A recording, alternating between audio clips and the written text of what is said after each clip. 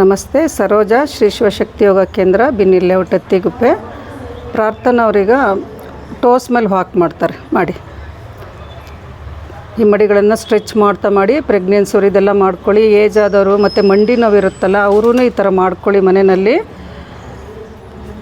ನಿಧಾನಕ್ಕೆ ವಾಕ್ ಮಾಡಬೇಕು. ಈಗ ಹೀಲ್ಸ್ ಮೇಲೆ ಮಾಡಿ. ಆ ಕಡೆಯಿಂದ ಮಾಡುವಾಗ ಇದು ಮಾಡುವಾಗ ಕಾಲುಗಳು ಸ್ಟ್ರೆಚ್ ಆಗುತ್ತೆ, ರಿಬ್ಸ್ ಭಾಗ ಸ್ಟ್ರೆಚ್ ಆಗುತ್ತೆ. ಚೆನ್ನಾಗಿ ಬ್ರೀದ್ ಮಾಡ್ಕೊಂಡು ಮಾಡಿ. ಕೈನೆಲ್ಲ ಬೆರಳು ಲಾಕ್ ಮಾಡಿ ಎಳಿತಾ ಇದ್ದಾಗ ಸ್ಟ್ರೆಚಿಂಗ್ ಗಮನಿಸಿ.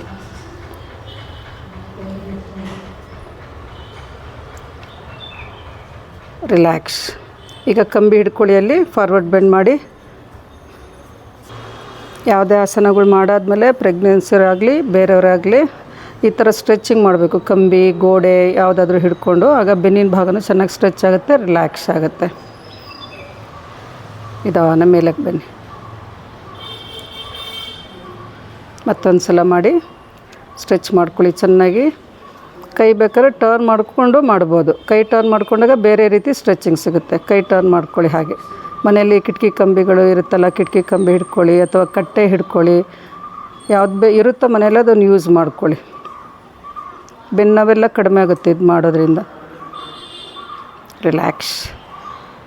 ಎಲ್ಲರೂ ಉಪಯೋಗ ಪಡ್ಕೊಳ್ಳಿ. ಯೂಟ್ಯೂಬ್ಸ್ ಚಾನಲ್ ಇದೆಲ್ಲ ಸಬ್ಸ್ಕ್ರೈಬ್ ಮಾಡ್ಕೊಳ್ಳಿ. ಶ್ರೀ ಶಿವಶಕ್ತಿ ಯೋಗ ಕೇಂದ್ರದ್ದು ಎಲ್ಲರೂ ಅನುಕೂಲ ಮಾಡ್ಕೊಳ್ಳಿ. ಇದನ್ನು ಉಪಯೋಗಿಸ್ಕೊಳ್ಳಿ. ನಮಸ್ತೆ.